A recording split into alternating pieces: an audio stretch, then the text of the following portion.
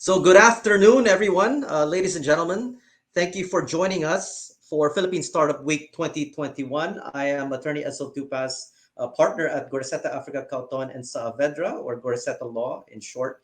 I will be your moderator for this afternoon to the early evening to talk about the topic, the endeavors of growing your research spin-off startups to commercialization. Quite of a mouthful, but the basic idea there is to discuss what makes a successful research spin-off startup to full commercialization. And we are privileged to have today a number of thought leaders and experts in the field of research spin-off startups. So very privileged to introduce to you four of our panelists for today. So for the first, in no particular order, I'd like to introduce to you Attorney Christopher Cruz, or Attorney Chris Cruz, who is the president of the Alliance of Tech Transfer Professionals of the Philippines, director of the DLSU Intellectual Property Office, and manager of the DLSU ITSO. Good afternoon, Attorney Chris. How are you? Good afternoon, Attorney Edsel. Good afternoon to everyone. Thank you, Attorney Chris. The next panelist is from the Intellectual Property Office of the Philippines. Mr. Adrian Sablan is a program manager under the ITSO network. Good afternoon, Adrian. How are you? Yes, good afternoon, Attorney Edsel. I'm pleased to be here. I'm good. Absolutely. Looking forward to a substantive discussion. The next panelist, the third and of four panelists we have today, is Dr. Al Serafica, co-founder of Silas Corporation. How are you doing today, Dr. Al? I'm doing all right, Edsel. Thanks for having me in the panel. Great. And not last but not least, Dr. Joel Ilaw, founder of Vision Technologies, which is a understand to be a research spin-off under DLSU, or De La Salle University Animal Labs. How are you, Joel? I'm doing fine, Attorney Edsel, and I'm really happy to be here in this panel. Thank you. Great. It's a pleasure as well and a privilege on my end to be able to facilitate such a great group for this afternoon for our topic for Philippine Startup Week. We will now segue to the topics. So today we will be talking about the topic, the endeavors of growing your research spin-off startups to commercialization. It will be comprised of four parts. Generally, we will talk about on the first part about research spin-off companies on broad strokes, what they are, in relation to typical spin-offs and incumbents. What are the pros and cons of research spin-off companies, and also what probably would make successful research companies as opposed to companies which do not gain traction. The second part of our talk really would talk about the commercialization opportunities for research spin-off companies. The third would be restrictions or limitations, those things which limit or modulate commercialization initiatives for research spin-offs. And last but not least, we'll talk about final words and suggestions, insights, parting ideas from all our panelists, and probably to discuss what would be the future of research spin-offs in the country. All right, so we are on our first topic about the generalities of research spin-off companies. So and the questions that follow, first of all, we'll heads up to Attorney Chris Cruz and also Dr. Joel for this particular batch of questions. Spin-offs seem to be a buzzword nowadays among startups in relation to the larger companies which they formed apart. What is a spin-off company, and how are these companies established? Attorney Chris, maybe I can start with you. Yeah, thank you, Attorney Edsel. Indeed, spin-off companies or startup companies They are a buzzword today, and compared to the larger companies, no, they are in the initial stages of their operations. They are quite high cost and high risk, no. And a special type of startup or spin-off are those which come from the university, no, called the university spin-off or startup companies. Great. So we thank you for that, Attorney Chris. We actually have a spin-off here, a research spin-off. So, Dr. Joel, what are your thoughts about spin-off companies? You being a leading one, what Mhm. is your own definition of a spin-off company, and how do you establish one? Yeah, I'd also like to agree to Attorney Chris's definition of spin-offs, though. In our case, we are a company that took advantage of the intellectual property that were produced from our completed university research projects. So we started our project together with our students, and then when we got more confident with our technology, we applied for funding from Department of Science and Technology, of course, with support from De La Salle University. And when we completed two phases of that project, we talked with our DLSU administrators, and they allowed us to pursue this spin-off, university spin-off company. So there. So we're happy that the whole pipeline from conceptualization from us faculty members with our students, all the way to actual establishment of a commercial company. Okay, that's basically what happened to us. Interesting. So I see there support from the university side, of course, organic initiatives on the part of the founder or the proponents, and also support from the government. The next couple of questions are directed to Dr. Al and Attorney Chris as well. What are the strengths and maybe what are the weaknesses of research spin-off companies compared to traditional companies or maybe other types of startups? Attorney Chris, maybe we can go. I mean, sorry, Dr. Al, maybe we can start with you. I picked on Attorney Chris earlier to go first. So, Dr. Al, let's hear it from you. Okay, yeah. Most, to me, a spin-off usually coming from the university has already done some amount of research and has received government funding already in the millions of pesos. To me, that's what a spin-off is. A lot of people are calling it deep tech now, or something that there has been technology invested in the company. And I had my company where I had 5 years of research doing my PhD in Rensselaer in New York. And before I spun off my company as a small business. And clearly, what's missing in the Philippines right now is the lack of available capital to do this small business innovative research development. And in the US, there's a dedicated fund. 1% of all departments in the US fund this. And they give away $100,000 just like that. And I got one in 1997 when I started my company. That's non existent in the Philippines.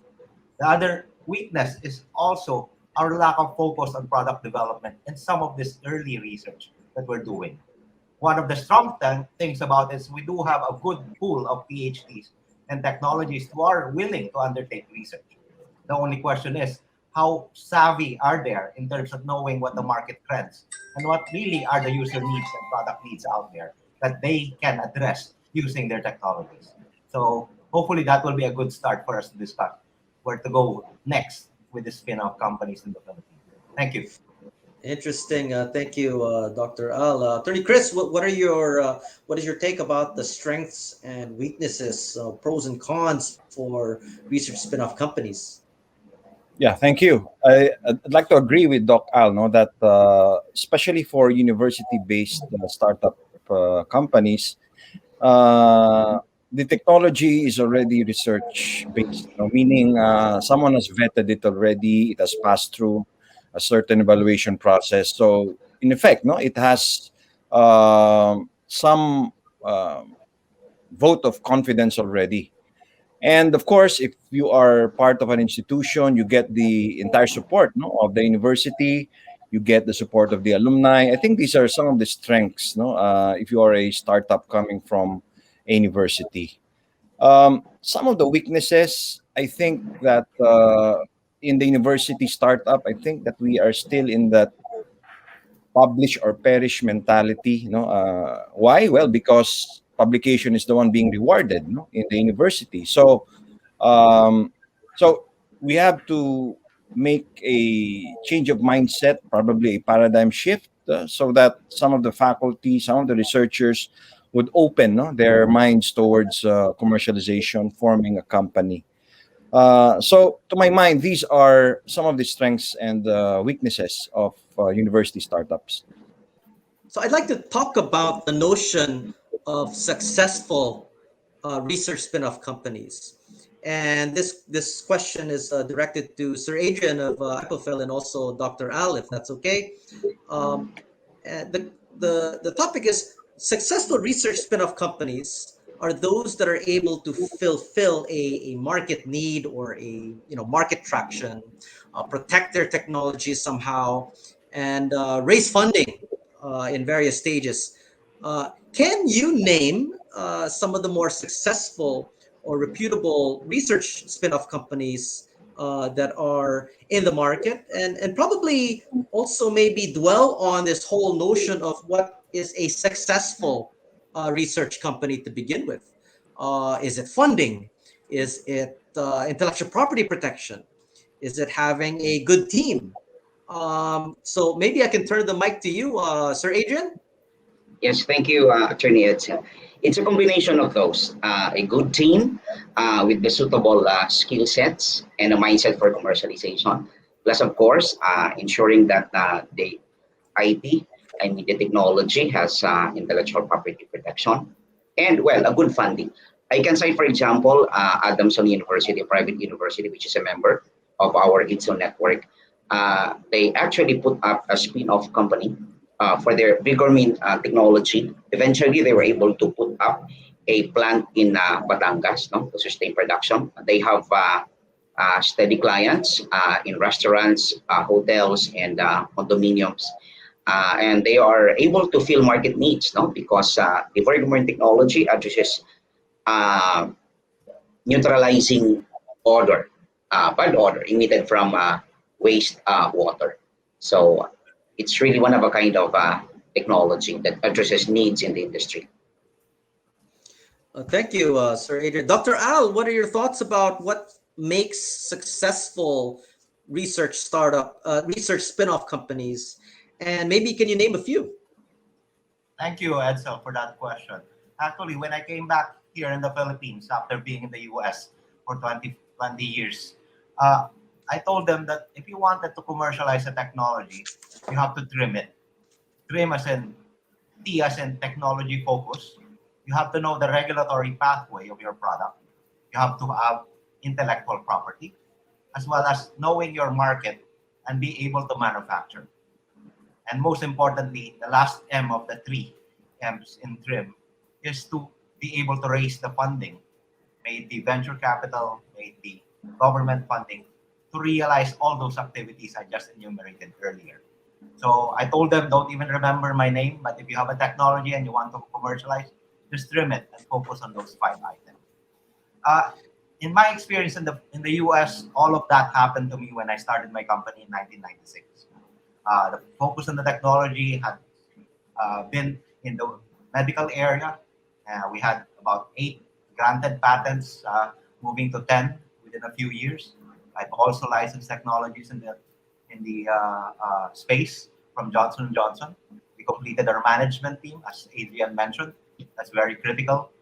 But even more important, which is a lot of our difficulties now in the Philippines, are on the regulatory front. We have no way of approving our products to get to the market. And especially in my space, being in medical devices, medical discoveries, you have to deal with the FDA day in, day out. And without a clear pathway, you will not be able to market your product. Luckily, there's one company that we've spun off. I've been a consultant for both the LSU and UP system for the last 7 years. In 2015, our first spin-off from UP is called Manila Health Tech. You probably know that company now because they're the local manufacturers of the COVID-19 detection kit. But prior to COVID-19, we were on track in trying to commercialize their dengue detection kit, which was licensed by UP to MTech in 2015 and completed its team as well as funding very early on in 2017. I'm part of the ASEAN Medical Device Hub, so I recommended them for ASEAN utilization. And the Indonesian group of that hub came to Manila in 2019 to discuss potential dengue detection, low cost, in Indonesia to the amount of about 100 million units of that product for potential manufacturing agreement and licensing with MTech. Unfortunately, 2 months later, COVID happened. MTech focused on dengue detection, from dengue going into COVID. They've been very successful in being able to get funding from DOST and on its way to get approval with the FDA sometime in April and May. And now they're probably doing on 100 million clip on their detection capability for COVID for just the local utilization of their technology. To me, that's a model indeed of a spin-off company coming from a university. Now, unfortunately, there are not that many. And to me, this is probably the first potential unicorn coming from the academia that I espoused when I came back here 8 years ago. So to help them get to the point where deep tech becomes a unicorn, not just fintech and edutech or other ICT-based technologies, but rather more science-based companies. Thank you. Interesting, Dr. Al. I think timing is also, and fortuitous circumstances may also be a driver. But I like your multifaceted criteria about, it's not just any one or two factors, but several. Having a smart team, having intellectual property protection, and of course funding, and of course your market, and probably due to COVID-19 circumstances as well. I'd like to turn to a second topic out of the four main topics that we have for today, and I think Dr. Al's discussion may segue quite nicely into this next question. This is about, I'd like to talk about commercialization opportunities, right? Opportunities to commercialize your research spin-off venture. And please, the question is really open to the whole panel, but maybe we can start off with Dr. Joel for a story about founders. And I think Dr. Al also talked about the ways in which a founder could move forward with one startup. Let's talk about founders. So, Dr. Joel, why did you, if we may ask, what were the reasons which made you venture into a research spin-off, and what motivated you to pursue your research and maybe decide finally to turn it into a company? Okay, thank you for that question. I was actually reflecting on my story here. First, I wasn't able to tell you what my technology is now. So our company named Vision Technologies. Our company has developed a system for vehicle and pedestrian monitoring from the vantage point of roadside cameras. So your normal traffic surveillance cameras, the idea is we could process the videos that are being streamed from these cameras so that we can extract useful information, such as the traffic volume, the traffic density, the road congestion, even count the number of vehicles that pass by according to type, and even monitor pedestrians. So this idea is because we were trained, specialty on computer vision systems. But actually, my story really started way back when I was just a student of University of the Philippines, Diliman. So I actually live in the south of Manila, in Las Piñas City. And imagine, our university is in Diliman, Quezon City. So all my travels back then as a student, from home in the south, going to UP, where we had to pass through EDSA traffic, took several hours. I think at least 2 hours. So I can still remember my time when I was just in the car or in the bus, just waiting idly, um, because we're actually stuck in traffic. And it's really a lot of wasted time, considering when I reach school, I'm already exhausted and it's really hard to be productive. So I imagine so many people are also like that, no? Especially in urban centers, such as in Manila. And so, of course, I needed to go through the usual experience. And then when I graduated, I became a faculty of the LSU. And when we're already on our task of thinking of a viable research program, that idea, which well, all the while was blooming in my head, really stuck to me. But then I already have an idea how to solve the traffic problem through better monitoring. So, of course, it's possible that I'll just finish the project with a student, with our students, and then move on. But I'm really lucky to be in a university ecosystem that is research oriented and also technopreneurial. So it's very supportive of entrepreneurial activities. And I think you also need to have a heart to it. So my students and my collaborators, we have commonality, which is we are very passionate in our work and we are all patriotic. Okay, so and it also came at a very opportune time because by the time that we're already ready to have it offered to a larger public, um, there's encouragement from the research administrators and our university tech transfer office, and also the OST is quite supportive with a lot of fundings for our group. So I say, that the everything already aligned, and we just needed to take on that opportunity. So that's what happened to us. So I'm really happy that we are in this time, no, where there are a lot of fundings to allow us research spin-off and startups to really flourish, and hopefully that will continue growing and growing.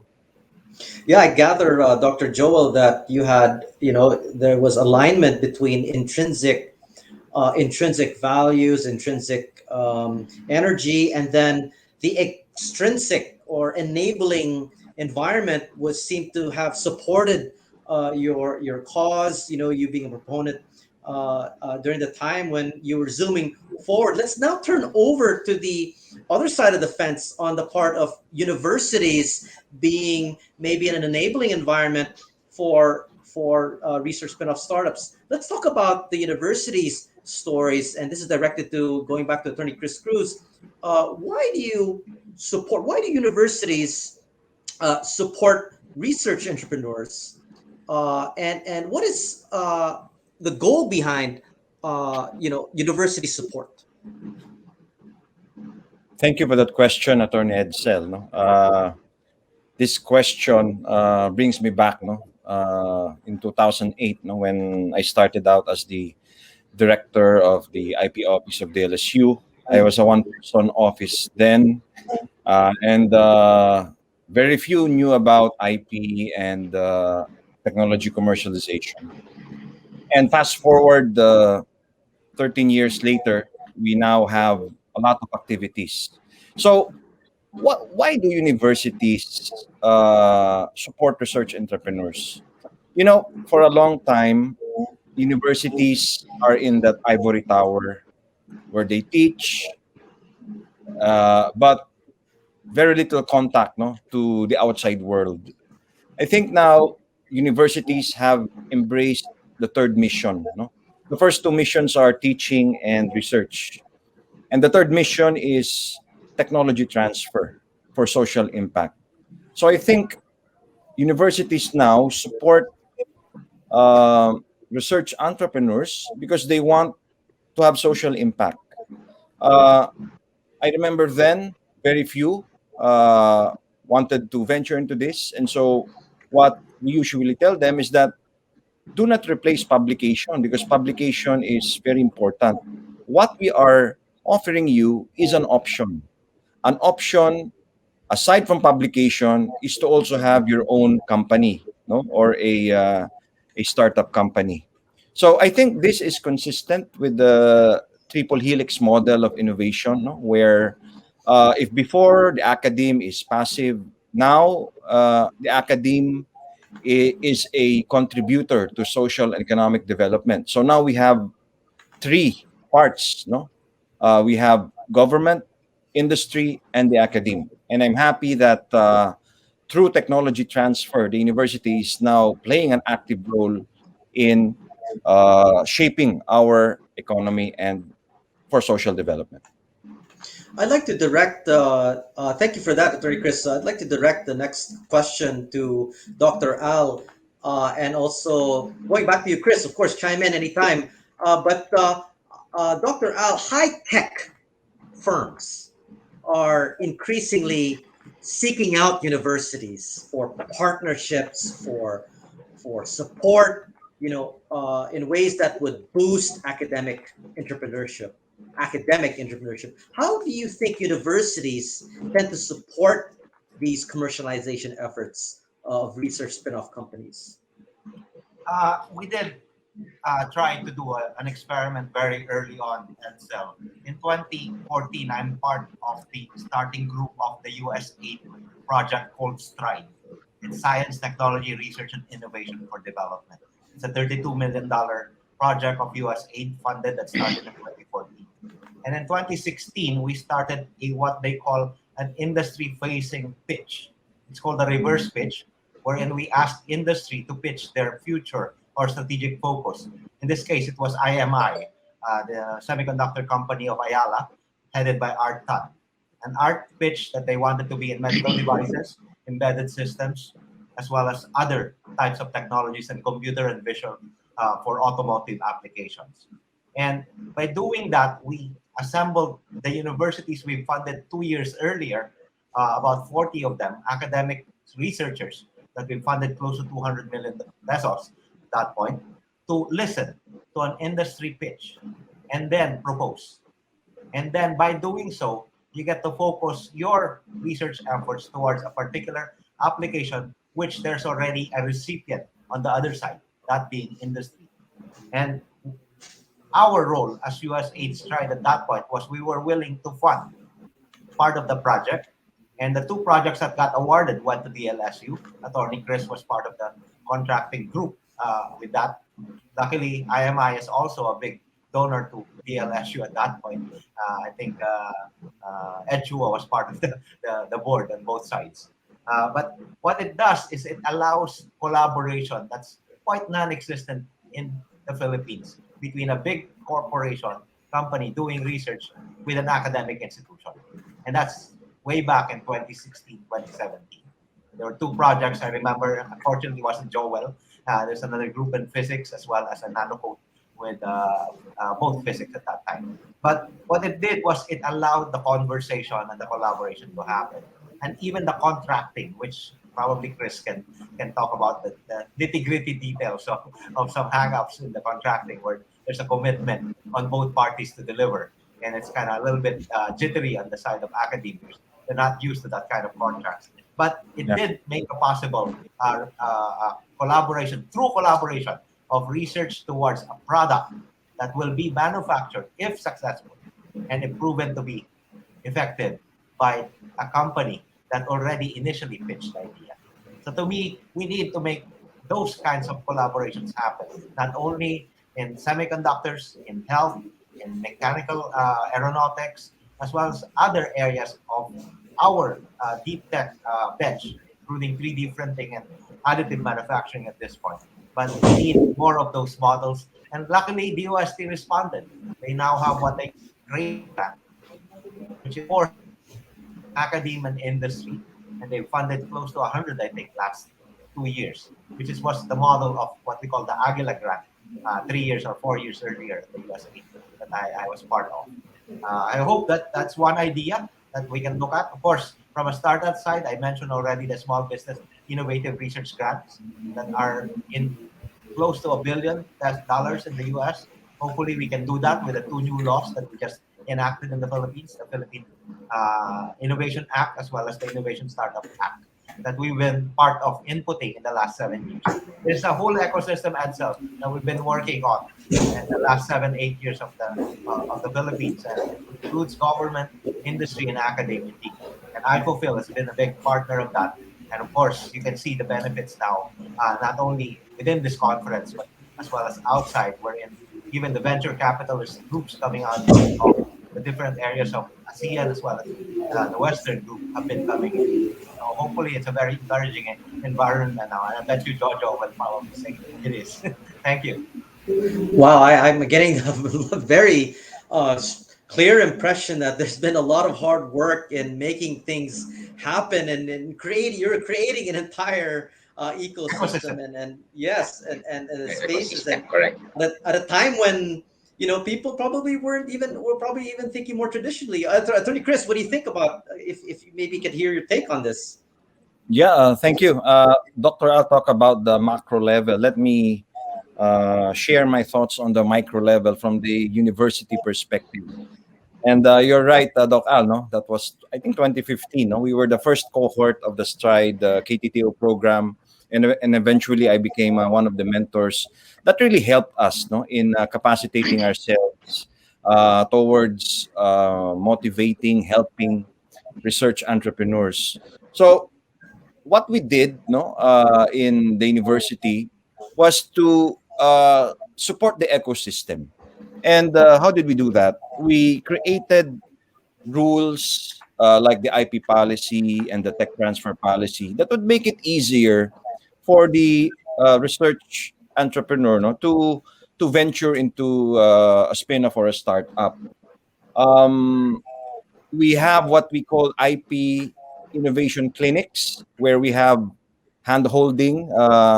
So we began with plenary sessions about tech transfer, but then we thought, you know, we can have greater impact if we go to them individually, talk to them, more personalized approach. And so that was what we did. We knocked on their office doors and we talked to them, and then we helped them in their specific challenges in commercializing. And since that time and up to the present, that was what we have been doing. No, really, to know the needs of our researchers, because we have to consider that as researchers they are focused on the technology and not much on the business aspect, no? And so we come here as the tech transfer office, trying to bridge, trying to connect industry or business on one hand, one foot on the other side of the door, and one foot inside the university. So in a way, we are the gatekeeper, if you want to call it that way, the orchestrator, where we try to link academe on the left and industry on the right, trying to make them talk so that we can start, no, translating academic research. Interesting. Tech transfer space includes, both research initiatives and also conducive framework for intellectual property protection.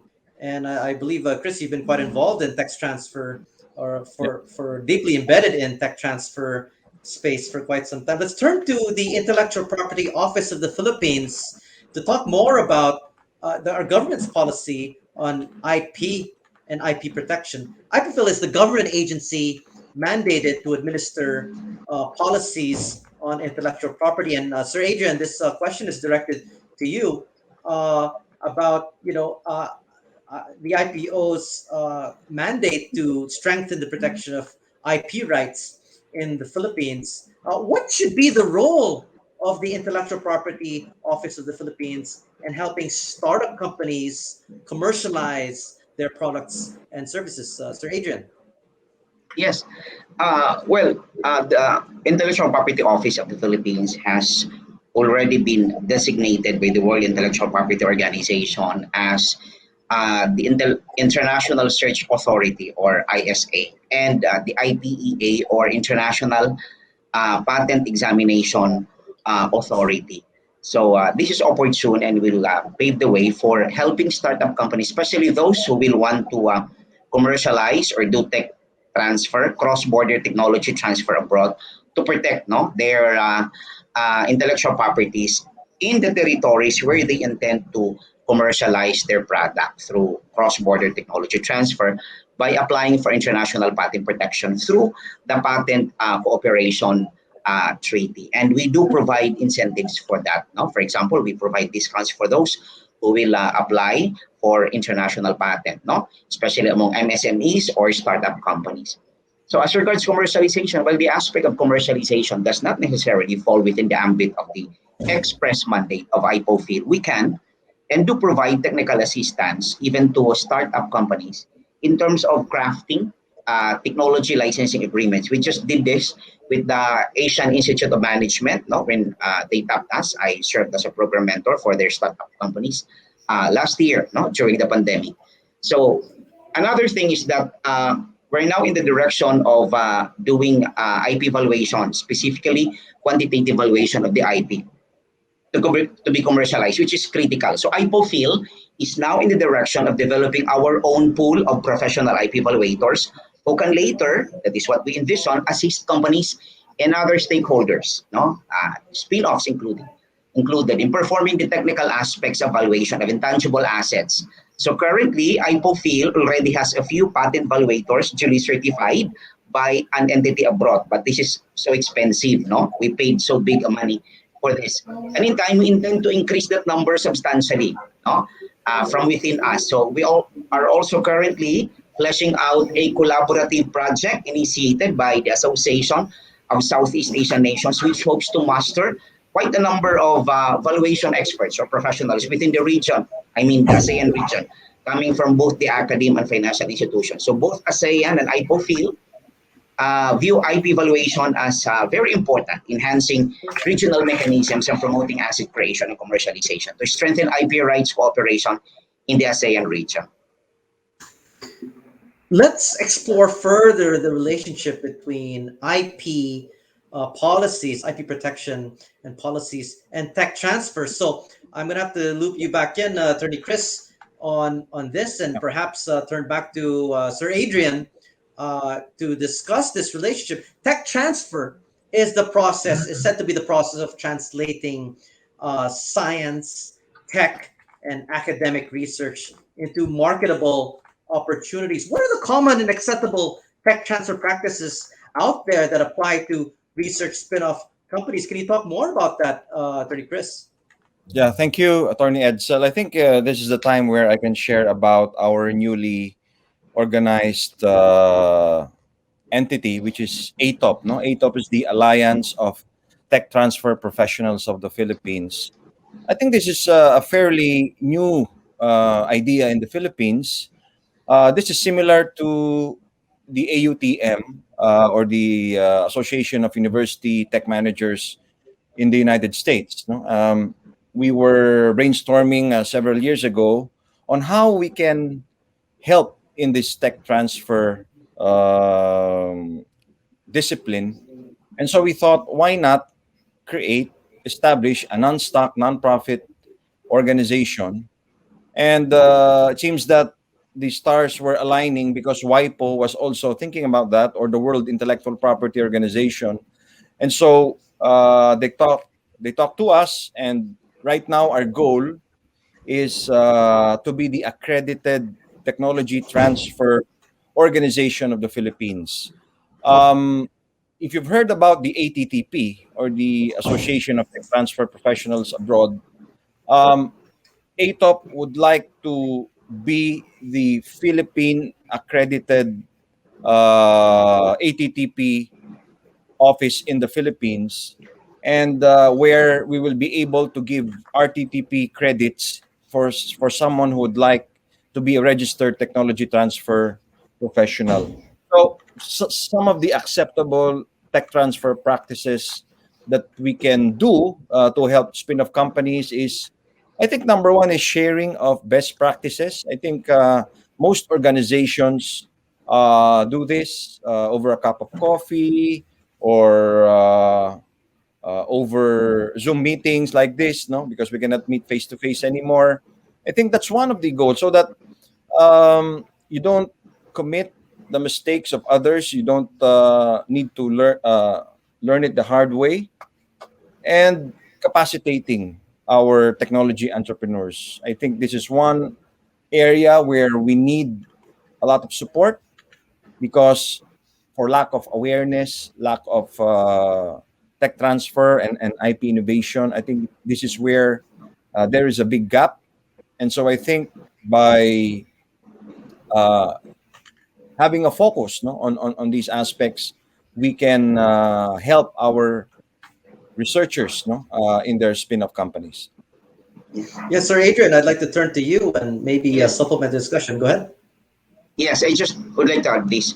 I guess two instruments are crucial in the protection and commercialization goals of spin-offs.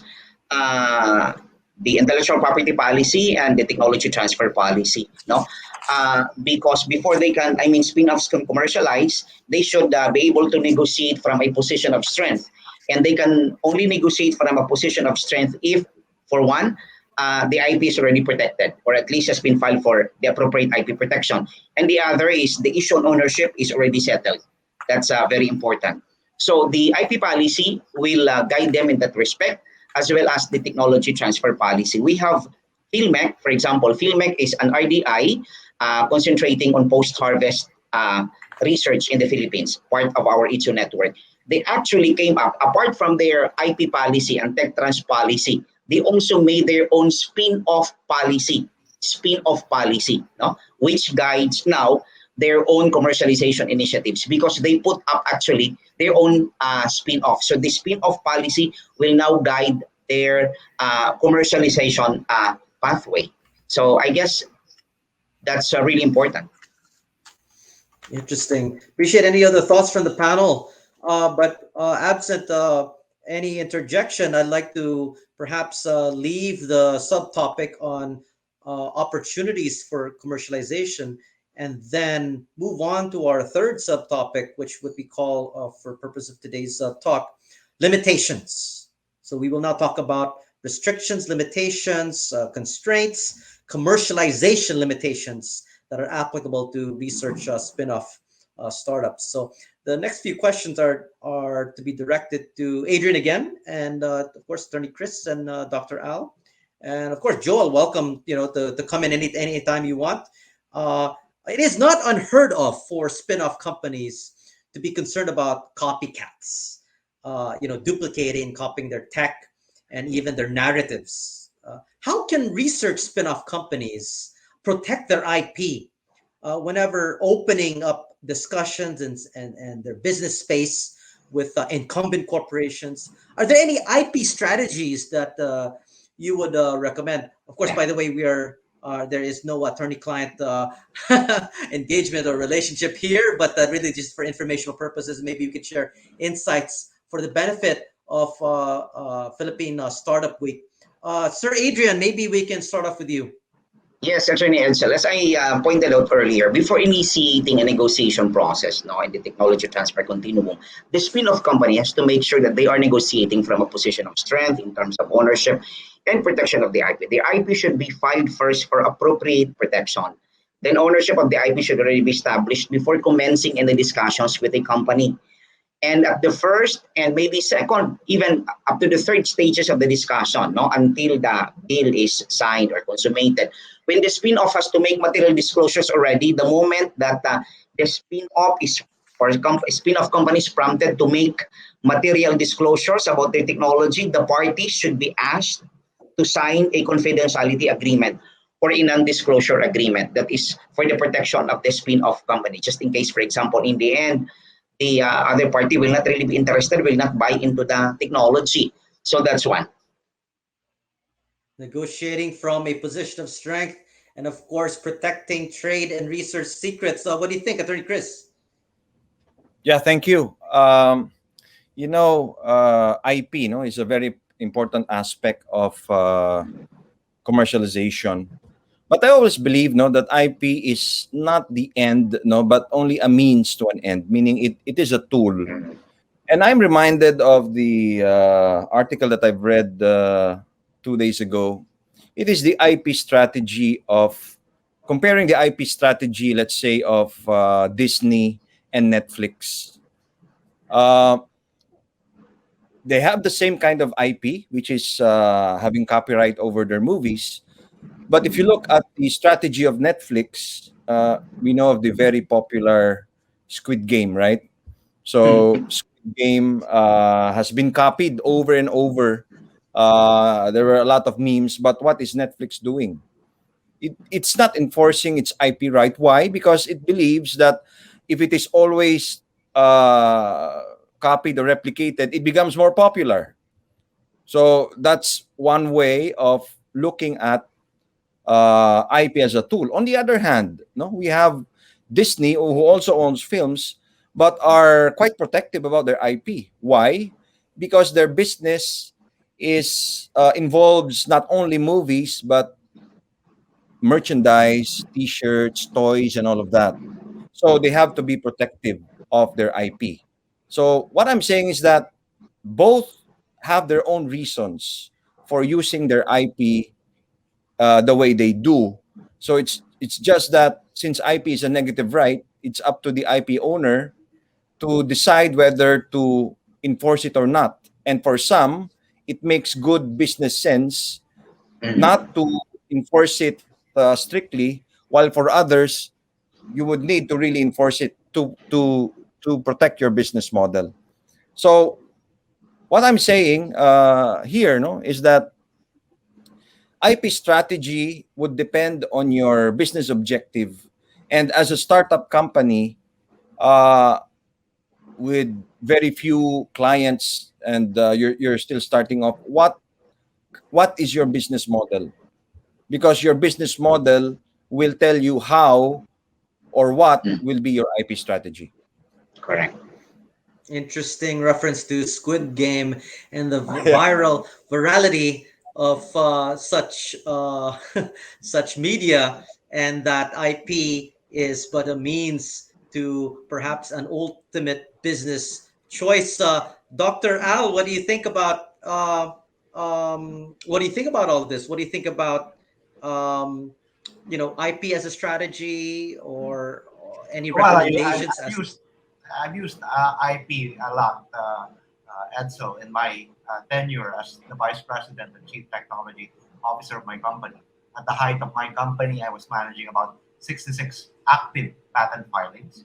I got about 10 US granted approved and about 35 or so international applications in EPO, Japan, and even national face filings in those countries in EPO. Uh, IP strategy is only one piece of the puzzle. I agree with Chris in that sense that it's only good as a check mark for your protection of the markets that you wanted to penetrate. But in the Philippines, when I came back here as a balik scientist of the UST in 2014, I looked at the environment and wanted to recreate what I had in the US. That's my dream. Until now, I'm still trying to get there. Uh, our Tech Transfer Act was patterned at the Debadol Act, where we assign now IP rights to the universities. That's where the school spin-off environment in the US, and that's happening now, 7 years, 5 years earlier probably. But it did facilitate the environment of being able to at least take ownership and move with it on your own research at the university. IPOFIL was very aggressive in forming their ITSOs, which is very good. When I arrived, there were 52. Now there's over 150. And I've seen a lot of them being active in the USAID Strike Knowledge Transfer Office training. And what is limiting, though, is our ability to really market our IP, mainly because they're still young. We only started filing them about 3 to 5 years ago. And none of them at this point are even granted, let alone having a PCT that have actually been approved in the regional filings as well as national phase filings in potential markets in Europe or in Asia. So in a position of strength, sorry to say again, they're not compared to Singapore and the other ASEAN counterparts that I've been interacting with. But nevertheless, we have to start somewhere, and we did. And I think slowly but surely we will get there. But the more important part is the other pieces of the technology, the product development, the market fit of those technologies, the field testing, the clinical tests, and of course, the funding and the support that comes with it. Starting from government, shifting into angel investors, going to venture capitalists. And again, there's still hurdles along the way. The Tech Transfer Act of the Philippines has a non-exclusive licensing caption that the academe cannot license a single entity. So in UP system, what we've been doing is to doing regionalized or time-bound licensing, thereby not being an exclusive license for perpetuity of the technology just to get through the law. Another aspect is, of course, being able to take a fairness opinion board assessment of the technology prior to spin-off. Another hurdle. Not only that we have hurdles and regulatory, we also have hurdles in government research being able to take on by a private entity. Other limitations are the requirement for, or at least the semblance of a requirement that university should own part of the spin-off, which in my book, it shouldn't be the case because you will have a difficult, like in my experience in the US, when I started my company in 96, RPI, my school had a stake in it. But as I raised my capital raise from 1 million to 3 million to 5 million, they were able to participate to prevent their non-dilution clause. But once I start reaching 10, 15, 20 million, it became more difficult for the universities to source the fund to be able to keep their positions. Yeah, So yeah. in the Dr. Al, Philippines, very yeah, difficult. I see that you're already naming certain restrictions, limitations on the part of universities, which actually segues quite perfectly into the next set of questions I have, which I'd also like you to also extend. Let's talk about the university side limitations, the limitations which tend to affect commercial opportunities, right? Commercial outcomes of research spin-off companies. And I'd want to also make a distinction between private university policies and limitations. You talked about Dr. Al about there's a fundraising cap or an income cap, right? And then so those are examples of these restrictions. And also aside from private universities, you also have restrictions on the public universities, right? Of course, if there's a support or a university grant, there are grant restrictions there and limitations. So let's talk about the current policies of universities, both private and public. Maybe Attorney Chris first. I can call on you, and then we can go back to Dr. Al, and then Sir Adrian, and of course Joel. You can chime in at any time. Thank you, Attorney Edsel. No, I think more than the university policy, I think it's in the mindset, no, of the faculty and the researchers, and probably the university policy may have contributed to that because of the publish or perish mentality. What is incentivized in the university is publication, and of course, no, that's very important. But I think if the university also gives incentives to technology transfer, no, so for example, in De La Salle, we started having a patent incentive program where we also give incentives to people who file for their patents and those who commercialize them, no? And we also consider as part of social engagement commercializing of academic research. So I think that one limitation that uh, we have in the university is ourselves, no? Our mindset that if you're in the university, I don't know, they say that if you're in the university, money is dirty and that you should not talk about money. No? I think a change of mindset into having into thinking that money is needed for sustainability. We need these resources so that we can continue doing what we do, which is teaching and research. I think if we have that kind of change of mindset, adding that tech transfer component, then we will have a complete picture. Dr. Al, I'd like to maybe uh, ask you to continue your thoughts about the university enabling, or maybe in some universities disabling, disabling environment. Yeah, go ahead, please. Yeah, when I came back here at Cell in 2014, this after I sold my business in 2012, I specifically joined DLSU and UP system to have that dichotomy of a university, a private university, and a public university, and the difference in promoting research spin-off and tech transfer in both settings. And clearly, procurement is the biggest problem in public universities, but also the bureaucracy in getting legal documents to be approved. Sometimes they have a habit of kicking it up all the way up to the region level of the university prior to actually getting approval. So they don't run on the speed of business. So if you have an agreement, an NDA can get signed in 3 months instead of a week.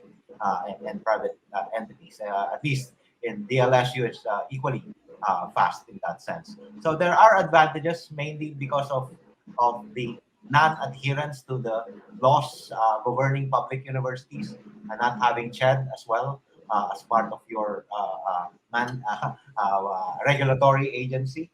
But there are also specific, indeed, examples that you may need to seed both universities just the same. They need to have models that they are able to promote as well as move forward, depending on their risk aversity factor, which sometimes there's a progressive chancellor or a president that moves things much faster than others. Clearly, that's a very important part. On the side of private universities, there are progressive, open leaders like in De La Salle that has really allowed the university to capitalize on this whole technology transfer as well as innovation ecosystem development that has happened in the last 7 to 8 years. And I think I don't want to sound pessimistic in terms of our hurdles. We'll get around them, just like there's no patent that you can't circumvent in my book, having been an IP practitioner for 20 years. But nevertheless, let's make it easy for the spin-off companies to protect and to learn also how to use that protection in order to be able to attract enough private as well as public funding to support them, but at the same time be able to still protect your secret sauce in a way of a trade secret. That way you don't give away the store for other institutions to copy, which is very common, especially now in this environment where there's a large manufacturing capability abroad on our east, on our western side of the Philippines. I would say that we need to be able to make sure that we only not file in the Philippines, but also go for not only a CN, but if possible a PCT filing in order to give us a placeholder that in the event there's applications of our research technologies that are developed in-house will be protected in those markets as well. So we're learning and we're accelerating that learning very quickly. But I think we need more models. That's where I would want us to be able to cite more models as well as contracts and available examples, both from a legal and technological perspective.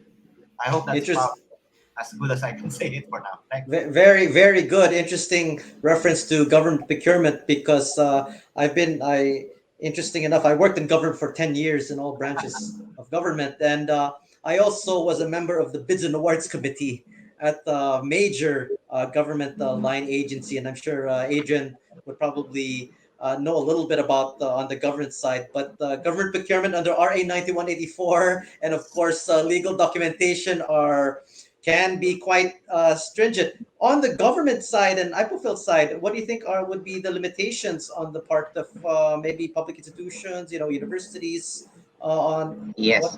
from the go ahead, Sir Adrian. Yes, I guess the limitations are felt more by state universities than by private universities because the private ones have greater latitude to go about their commercialization agenda. We keep emphasizing with our partners from the academic sectors that it is not bad to earn profits from commercializing IP assets because the proceeds can actually be used to further the research and development agenda of the university. But then again, I refer back to the intellectual property policy and the tech transfer policy. For some of our universities, they actually already have incorporated in their IP policy certain provisions for monetary incentives because the mindset, as was emphasized earlier by Attorney Chris on publication, faculty would rather want to publish than say protect their IP or commercialize them. No, so so monetary incentives for faculty or researchers who will commercialize their IP. No, so they will, for example, earn this much, or have a share of the chunk of the revenue pie, for example, if they are able to commercialize their IP assets. So slowly, I guess that is going to help change, if not, well, offset the mindset, no, of our academic people with regard to publication. As regards if the university will profit from the IP, in fairness, no, the one, I guess, one of the best features of RA 10055, or the Technology Transfer Act, is that the ownership by default is automatically given if the IP is funded by a GFA or government financial agency. The ownership of the IP shall belong to the university, and they are mandated or obliged to protect and commercialize their IP, and that the university can have a share, can enjoy a share of the commercialization revenues together with the IP creators. I guess that's one of the best features of RA 10055. Understood. Let's turn to a specific government restriction on particularly focusing on government grant recipients. So this question is directed to perhaps Dr. Al or Adrian or Attorney Chris or Joel also, of course. Uh, let's turn to this particular restriction on government grant recipients and government grants. What are your thoughts about this? Maybe we can start with Dr. Al. Yeah, we do have a take back provision that's available for DOST for its granted project in the event that you don't commercialize or you don't transfer the technology that you were funded Interesting. for. So that's one aspect, which is hopefully it does put a little fire on the belly of the researcher to make sure that the research gets utilized. I like it actually. I was one of the ones who's trying to force the issue in this particular case, having been a tech transfer advocate very early on in 2012. But there are other issues surrounding spin-offs that hopefully will be addressed by the new law, because for a while the UST could not fund private entities, and hopefully that has been addressed by the Innovation Startup Act, allowing us government to do this funding. And there's also some hurdles that we were able to remove on terms of procurement for spin-off, as well as partnership with NGOs to provide most of the initial equipment requirements, while the government side will provide the manpower aspect. And that's being tested now with the formation of the technology centers around the Philippines. There's 23 of them already, I think, that as of last count. And even LaSalle just had their biomedical research center just inaugurated a month ago. So I think the ecosystem is already receptive to the whole idea that it needs government, university, and industry to play together. It's now my duty actually as the last of this last COVID year to start focusing on industry to start punching its own weight, because we do coming from the private sector. I'm also very, for lack of a better word, frustrated in terms of the big corporations as well as their money owners to be pitching more in this innovation ecosystem. And I'm just been a part of a big Unilab Foundation for STEM education.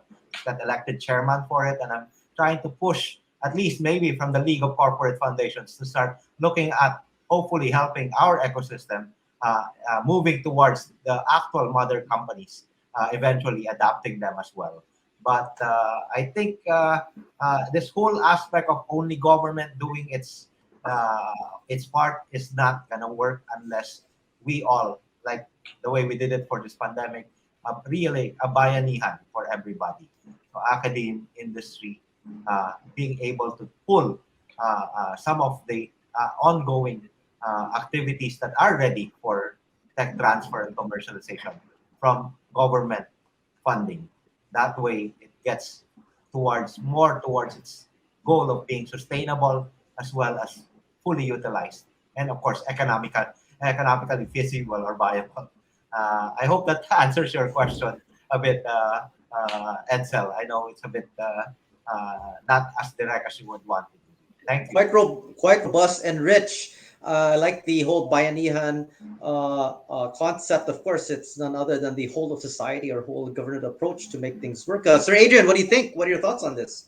Yeah, there are no good. Actually, Attorney Edsel, there are, apart from the Innovation Act, no, there are other good laws that have already, I mean, I think in 2018, the Personal Property Security Act was passed into law, which really supports commercialization. Now we can use our intangible assets like patent, no, as a security instrument when we borrow money from banks or financial institutions in support, of course, of MSMEs and even spin-offs for that matter. But for some of our partners, for example, this was already mentioned earlier by Doc Al about this fairness opinion board, which they rather find, I mean, the requirements they rather find limiting. Because, for example, for spin-off, especially for a government university, if they want to put up a spin-off company, for example, they need to prepare and submit a business plan to the fairness opinion board, apart from, of course, securing the fairness opinion report. And this is really, they find this tedious, no? But they just have to go through with the process to make it, no? Especially if, as I said earlier, the IP was funded by a GFA. Interesting. Uh, Incidentally, I understand that Dr. Al will have to be taking a step, will have to step up for a bit. Feel free to join us. But thank you again. If not, that's okay. I think we've heard quite robust ideas from you, enriching the thoughts and overall contribution of the whole panel. Thank you very much, Dr. Al. You're welcome. Thank you for having me in the panel. Of Nice to see you, course. everyone. Chris, Adrian, and Joel as well. Thanks, Edsel. Thank Thank you. you. Turning now to Chris Cruz, just to finish the idea about government restrictions and restrictions on government grants, if there are any. Otherwise, we can shift to the next question about the relationship between industry and the academe. Uh, Good morning, Chris. Oh, Edsel. go ahead, Joel. Sure, go ahead. You can. We Yeah. can. We haven't heard from you, so Okay. go ahead. Yeah. Okay. So first of all, I would like to also add no, that while I'm very happy with the Tech Transfer Act, no, giving the benefit mostly to the researchers and of course their respective institutions. Of course, the processes, as I pointed out earlier, are quite for me. You need to go through the bureaucracy of all of these things. For example, one specific example is for the equipment that we were able to purchase through the projects. It's not automatic that we own the equipment. We need to wait for the project to be certified, completed, before private universities cannot even ask for the equipment to be donated. If the equipment happens to be very crucial in the operation of a commercial company, then that would be very limiting on that team. But now I'm happy to know that that ban from private universities asking to donate equipment to them is already lifted, and now we can do that. But of course, we need to also follow the procedures. But I would also like to touch on an idea that Attorney Chris also pointed out earlier about limitations in the academe, why the university is not very what's adept in commercializing research outputs. Considering that, for De La Salle University as an example, we are quite productive in research. I'd like to touch on the notion of the culture, the academic culture that Attorney Chris also pointed out. Something that is really, really strong as well that I felt in our college, particularly the College of Computer Studies, especially the IT space is very dynamic. And for you to be able to survive being prolific in the IT space is for you to continue churning out new ideas and then publishing them. So again, another reference to the publish or perish culture, but this time for you to remain competitive. And the computing science community has a strong open source mindset as well, where people can share their own ideas and source codes freely for as long as you continue keeping the tradition of free dissemination ongoing. So it's something that our community in the college is divided on. Many of them would like to adhere to that, and naturally averse to commercialization. But having said that, I'm very happy that the mindset, the culture is slowly and surely turning around on this aspect. Okay, Thank thank you. you. Go ahead, Attorney Chris. Go ahead. yeah. I'd just like to add to Dr. Joel's comment, and I think Dr. Joel would know about this. This government restriction uh, if you're funded by government in the commercialization, no, of your technology, you cannot earn revenue while you are in the project. So Yes. I was asking that question. If your goal is for the company to earn, why would you not allow the startup to earn during the project? So I'm if our friends from government, from our funders would answer that. No, I just want to say that I think that's one restriction that I think hampers the startup, because you can have clients already, no, while in the project, and Correct. if you cannot earn revenue during that period, these Correct. clients might go away. Interesting point. That is something I was quite unaware of, and on the private side, it would probably not make sense at all, right? But probably there is some underlying policy or objective Yeah. to restrictions like that. I'd like to move on to our next topic, but before we go to the very last subset or very last segment of our talk, which is about final thoughts and words and maybe a call to action or a call for a better commercialization efforts. I'd like to talk about, we're still on the topic of limitations, but this is interesting. Let's shift a bit to limitations that apply between the academe and industry. So we talked about universities via the research spin-off proponents, but now let's focus on the academe and the industry and the barriers that lay between. And this is really directed to everyone here. Since the goal of research spin-off companies is to commercialize, their services and products, the question is: are there barriers between the academe and industry? And if there are, how can we bridge this gap? We'll probably turn again to Attorney Chris. Yeah, thank you. Attorney Edsel, no, this topic, no, is very close to my heart, because this has been my advocacy, no, in IP management and in technology transfer. This has been the challenge, really. Academe and industry speak different languages. So the challenge is, how do we set an ecosystem where they can both talk? And I would always say that the technology transfer office or the IP office would be the bridge, because the tech transfer office in the institution, whether it's in the university or it's in the company, it knows the language of the academe because it is part of the academe. It also knows, in a way, what industry is thinking, because it is the liaison. It talks to the university. So I think one way of bridging this gap is to capacitate your technology transfer office, or your IP office, or your ITSO. And I think this will uh, bring good results, no, in bridging this gap. Dr. I'm sorry, Sir Adrian, any Yeah, I just thoughts have on to that? agree with Attorney Chris. Same sentiments are exactly. We need to get both the academe and the industry people talking more and more. And we emphasize every now and then the importance of ITSO in bridging that gap. Dr. Joel, any thoughts and remarks Yeah, I on wholeheartedly agree.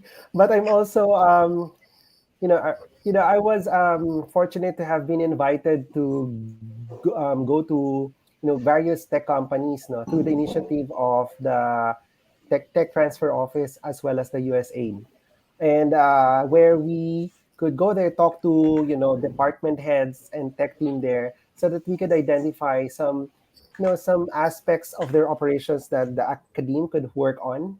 And there's this grant from the OST that enables a partnership of universities with actual companies, no, for them to submit proposals. The requirement is this: the industry and the academe should be working together so that they'd be able to get the grant. And it's something that we are really exploring.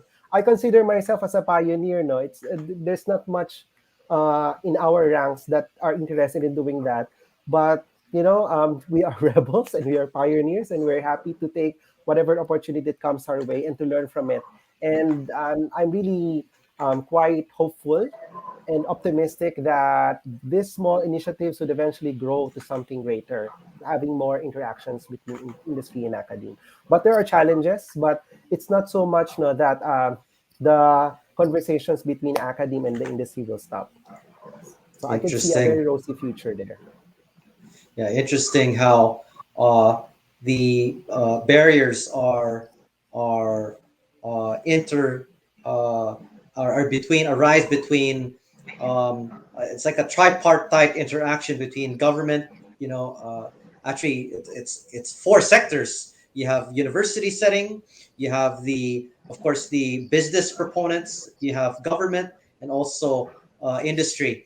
So interesting highlight on the barriers between industry and the academe. Let's turn to our final segment, and this is really a way to wrap things up well, and think of ideas. I encourage ideas from this esteemed group about how to move forward, how to make a call to action, how to speak of normative and aspirational ideas. And this is really directed to everyone in no particular order. Successful spin-off companies need good leadership, right? And of course, other conditions like funding, smart investors, a good team. What are your thoughts about how to get spin-off companies to be better supported? Any suggestions, recommendations, and insights how to get better support for this space? Let's start off with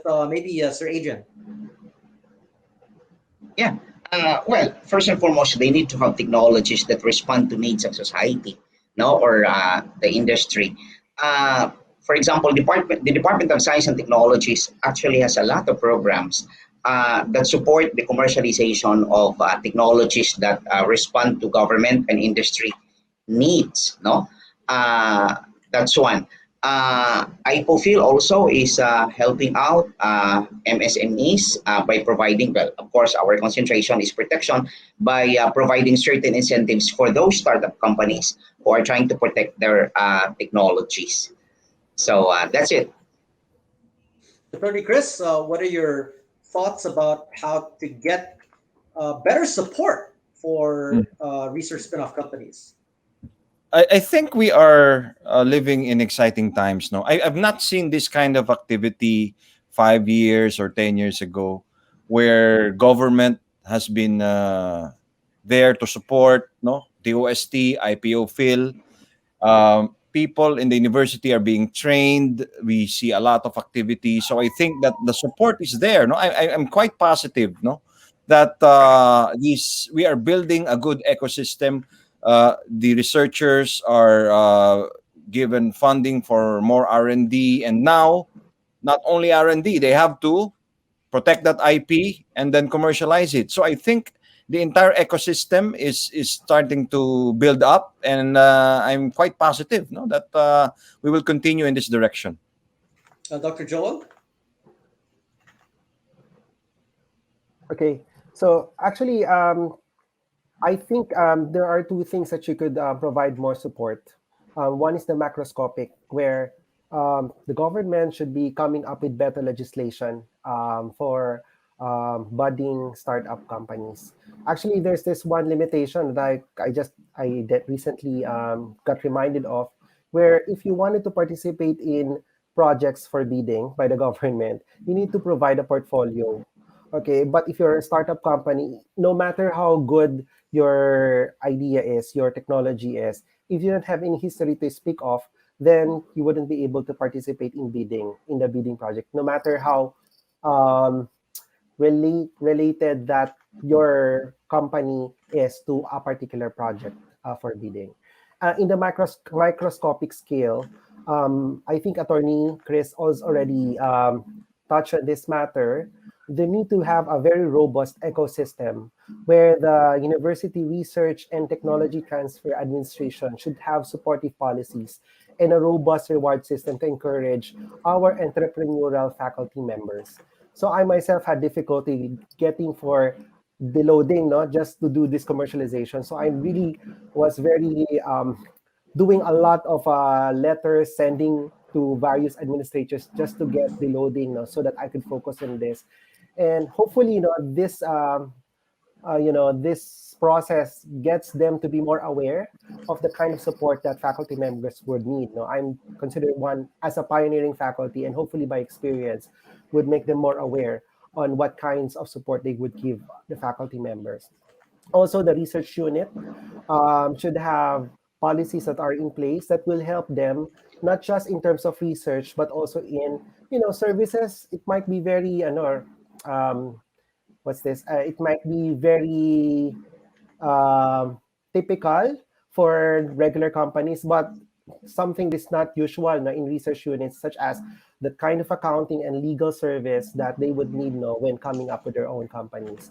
And then finally, the active external partners and initial clients.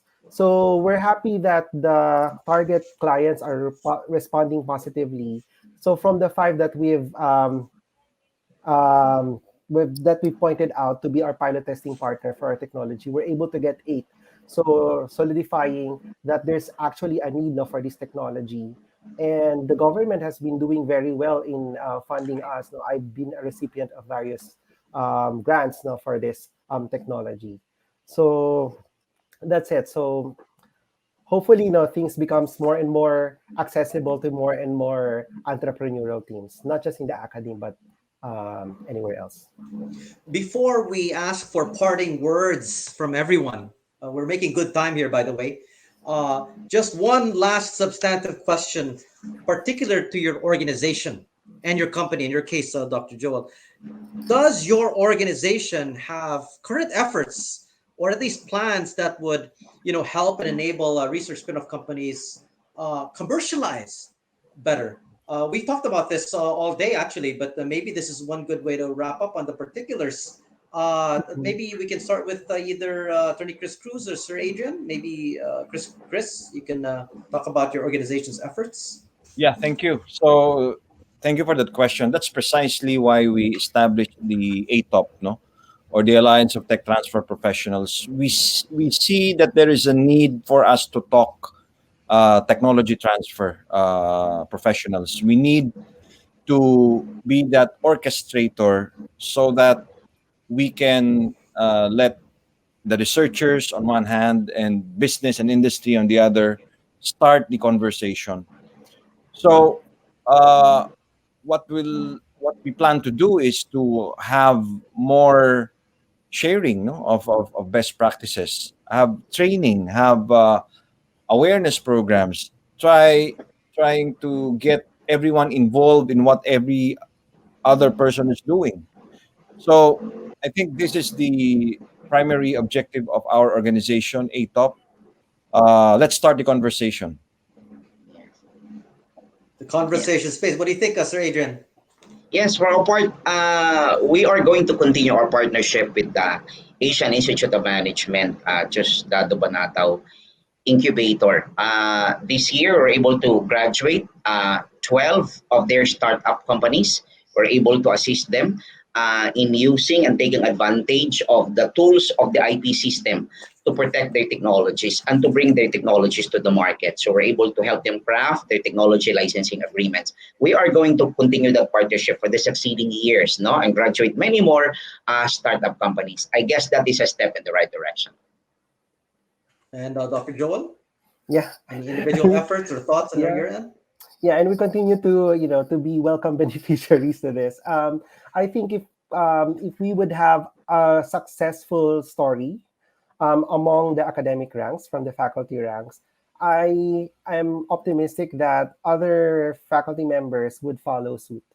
The fact that not many are that participative is because I think they're still on the wait and see mode. Of course, you cannot deliver something that you were not particularly trained for, right? So many of our faculty members were trained to teach and to do research, but not so much on commercialization. But as they continue to see success stories of spin-offs companies that are doing well, and I could imagine more and more people would be doing that. In fact, I could see a good number of our colleagues starting to ask questions from me about my own experience because they're also thinking of commercializing their respective research outputs. So so just and whenever we have some problems, I'm so lucky that Attorney Chris is just one Viber message away. So I can, even during holidays, I pester him on some of my concerns, and even gives me free legal advice, no, on how to do stuff. So I'm really thankful for that. So we have a very cordial and very open lines of communication so that we could provide feedback to each other. Excellent. It's been a great pleasure listening to every one of you. Maybe some parting words and remarks. Let's start with Attorney Chris Cruz, President of the Alliance of Tech Transfer Professionals of the Philippines, Director of DLSU IP Office, and Manager of DLSU ITSO. Any final words for our audience tonight, Attorney Chris? Yes, thank you. First of all, thank you for this opportunity to be able to share our thoughts on technology transfer. Let me just say that technology transfer is not for everyone. No, I don't know if that would dampen the spirits of some, but that's the reality. And so my mindset is, let us not force the faculty if they think, no, that this is not for them. You know, in the university, there are core activities. One is teaching, and if you're good at teaching, continue doing that. I respect that, and that's fine. If you want to do research, that's fine as well, and we respect that. And in fact, you contribute to the body of knowledge. But for those who want another alternative, aside from teaching and research, then we offer this other activity, which is technology transfer. And for the tech transfer office, you will also not be frustrated. No, just target 10 to 15% of your population, no, that goes into tech transfer. And if you're able to get that number, be happy, be satisfied. And the goal is you concentrate and give all of your efforts to this 10 or 15% so that they will be successful. And so that once they become successful, others will see the result and they might also want to go into translation of academic research. So with that, thank you very much, Attorney Edsel, for this time. Thank you, Attorney Chris. Sir Adrian Sablan, Program Manager of the ITSO Network, IPOFEL. Any parting words for all of Thank us you, here in Attorney the Edsel, and for the Startup team, Week? no, for the opportunity to be here. The government is supportive of spin-off startup companies. The tools are there already available. We would like to see more partnership between the academe and government and the industry, seeing them talking together in a more connected, harmonized, and more coordinated manner. And as far as the Intellectual Property Office of the Philippines is concerned, we look forward to seeing a growing spin-off startup ecosystem in the Philippines. The IPOFIL is just here as your partners. You can always come to us. Thank you very much, Sir Mr. Sablan. Dr. Al Sarafica, of course, in absentia, but thank you again for Dr. Al Sarafica is co-founder of Xylus Corporation. We wish him luck and best wishes. Thank you again, Dr. Al, for all your thoughts and insights for our panel talk today. Let's turn to Dr. Joel Ilaw, founder of Vision Technologies, which is a research spin-off under DLSU Animal Labs. Dr. Joel, any parting words? Yeah. So first of all, I'm really grateful to the current university and the government support now that that we are getting from our small spin-off team or spin-off company. But I'd also like to touch on the notion of technopreneurial spirit, and this will always be there in a person, regardless of the time. Okay, how supportive the environment is. But right now, we should be very happy because we live in exciting times where there are numerous opportunities to explore commercializing your research ideas through university and government support. So you just need to explore what these opportunities are, and you start messaging people. We have a lot of communications technology to allow you to do that, which makes people more reachable than ever. For as long as you start with a good idea, you assemble the right people, you have a good passion, have the right mind and the heart to it, and you start working on it. And you just not just delve on ideas for a very long time. And be assured that if you do this, you will not reach a dead end. And and when you do encounter some difficulties, you need to just keep your eyes on the prize, which is seeing your technology being used by more people. So that's it. Thank Thank you, you. Dr. Joel. That ends our talk for today uh, on the topic of endeavors of growing your research spin-off startups to full commercialization. Thank you so very much for participating in Philippine Startup Week 2021. I'm sure there are other talks, and I encourage you to check out the other booths and talks. Moderator and host, I turn back the mic to you. Thank you so much for allowing this to happen.